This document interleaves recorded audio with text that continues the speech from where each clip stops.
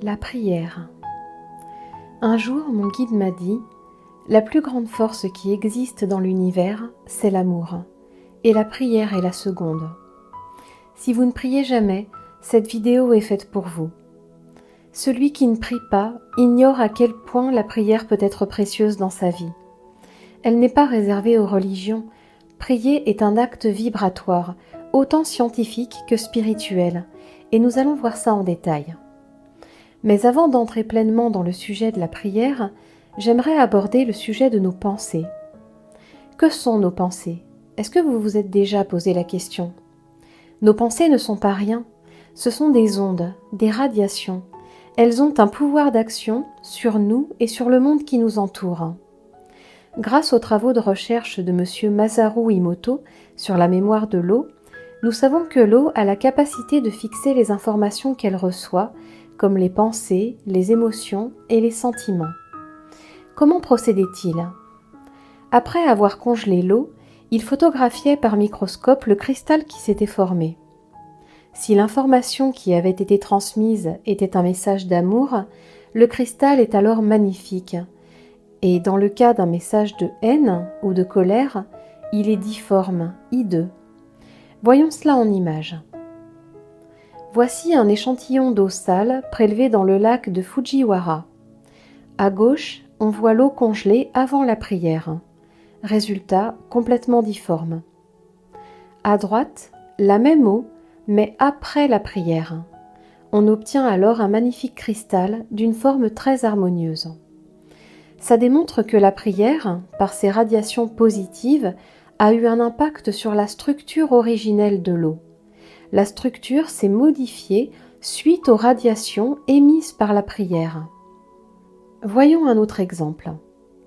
Ici, voici un cristal formé sur le mot « bonheur » et un autre formé sur le mot « malheur ». Sur le mot « malheur », on a l'impression que l'eau essaye de former un cristal mais n'y parvient pas, alors que sur le mot « bonheur », un magnifique cristal se forme. Continuons les exemples. Ici, un cristal formé sur le mot « imbécile » et là, sur le mot « tu me dégoûtes ». Et sur celui-ci, nous pouvons voir les effets du mot « inquiétude ». Lorsqu'on remplace l'étiquette par le mot « confiance », voici ce que l'on obtient. Avec le mot « merci » et un autre avec les mots « amour » et « gratitude ». C'est absolument fabuleux de voir de nos propres yeux la force de la pensée sur de l'eau cristallisée. Les pensées et les émotions ont donc un véritable pouvoir d'action. Et lorsqu'on sait que notre corps est composé à 70% d'eau, imaginez ce que peuvent produire des pensées négatives à répétition sur notre corps. Voilà pourquoi il est indispensable d'être vigilant à nos pensées, à nos émotions et à nos sentiments. Alors maintenant que nous avons bien conscience de ce fait, venons-en à la prière. Qu'est-ce qu'une prière? Une prière, c'est l'expression d'une pensée dans laquelle on met tout notre cœur et que l'on dirige. J'ai expliqué dans ma vidéo sur le spiritisme et sur l'influence positive qu'il pouvait avoir dans notre vie que l'univers entier baigne dans ce qu'on appelle le fluide cosmique universel. Pour faire simple, je vais imaginer l'idée de cette façon. Représentez-vous un lac. Si vous laissez tomber un petit caillou à 1 cm de hauteur au-dessus de sa surface, sa chute ne produira que de faibles cercles. Il n'aura qu'un très faible impact. Mais si vous prenez une grosse pierre et que vous la lancez de toutes vos forces, alors les cercles produits par sa chute auront un impact beaucoup plus important, et cet impact aura été induit par la force de votre geste. Il en est de même pour nos pensées. Les pensées que nous avons au cours de notre journée sont semblables à des petits cailloux. Elles ne produisent que de faibles radiations.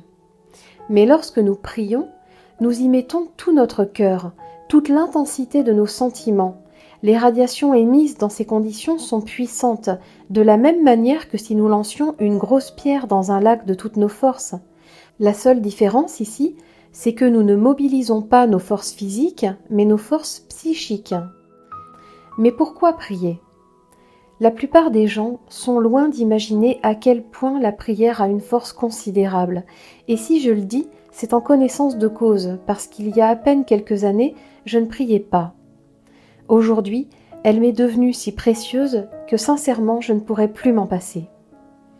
Personnellement, je vois la prière comme un pont qui me permet de me relier au monde spirituel en dirigeant toutes mes pensées vers le ciel. Je livre à Dieu, à mes guides, tout ce que j'ai sur le cœur. Le plus souvent, je leur demande leur aide et leur soutien.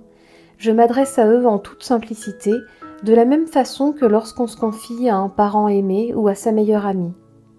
Mais au-delà de prier uniquement pour nous-mêmes, nous pouvons prier pour les autres, pour ceux qui souffrent, pour notre pays, pour le monde. Si vous ne connaissez pas de prière par cœur, eh bien tant mieux.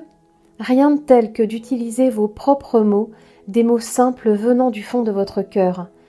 Vous pouvez même garder le silence dans un pur élan d'amour vers le ciel. Les mots n'ont aucune importance. Ce qui compte, c'est le sentiment qui vibre en vous en cet instant. Pendant notre vie sur Terre, même si nous n'en avons pas conscience, nous sommes continuellement accompagnés par des êtres invisibles qui nous aiment inconditionnellement. Peu importe qu'on les appelle anges gardiens ou guides spirituels, ces êtres nous soutiennent et nous aident autant qu'ils le peuvent durant notre vie. Il ne faut pas hésiter à leur demander conseil lorsqu'on traverse des moments difficiles ou lorsqu'on se sent abattu et désespéré. Donc si vous vous trouvez dans une situation difficile, douloureuse, et que vous vous sentez découragé, n'hésitez pas à prier. Pas pour demander que cessent vos difficultés, parce qu'une prière ne saurait en aucune façon supprimer une expérience de vie. Mais priez pour demander de l'aide, de la force, du courage, afin d'arriver à surmonter vos épreuves terrestres. Une prière ne doit pas être une demande de fin, mais une demande de moyens. Et dans les moments de désespoir, elle peut vraiment nous apporter un grand réconfort. Ne vous privez pas de l'aide précieuse que la prière peut apporter dans votre vie. Si vous avez un proche qui s'en est allé, sachez que lorsque vous pensez à lui ou que vous lui parlez, il vous entend. Nous avons vu que nos pensées sont des ondes, et comme dans le monde spirituel tout passe par la pensée, lorsque nous pensons à un être cher, il nous entend instantanément. Mais au-delà de nos pensées, la force de nos sentiments et l'amour qui vibre dans notre cœur en cet instant sont un véritable baume pour lui. Par exemple, un sentiment de pardon envers quelqu'un que l'on a quitté dans une situation compliquée se révèle être un trésor pour son âme. Si votre être cher parti de l'autre côté ne croyait en rien durant sa vie terrestre, sachez que le fait de lui parler peut se révéler très précieux pour lui, notamment parce qu'il sera beaucoup plus réceptif à l'aide que ses proches restés sur terre peuvent lui apporter, plutôt qu'à une aide spirituelle qu'il ne connaît pas et qu'il ne percevra certainement pas immédiatement. La meilleure aide que vous pouvez lui apporter, c'est de prier pour lui. L'amour est le lien qui unit tous les êtres, incarnés et désincarnés, et ce lien ne sera jamais rompu. Petit à petit, l'absence physique laissera place à une relation intérieure, de cœur à cœur, et la prière, en créant un pont de lumière, est le moment parfait pour ressentir cette connexion intime. Le curé d'Ars disait « La prière est à l'âme ce que la pluie est à la terre ». Alors laissez les vibrations lumineuses d'amour pur descendre vers vous pour vous soutenir et vous aider. Même si vous n'y croyez pas, cela ne vous coûte rien d'essayer. Qui sait, vous pourriez être surpris. Je suis certaine qu'avec le temps, si vous persévérez, vous pourrez ressentir tous les bienfaits que la prière peut vous apporter, et peut-être que, tout comme ça m'est arrivé, vous ne pourrez plus vous en passer. C'est ce que je vous souhaite à toutes et à tous, de tout cœur.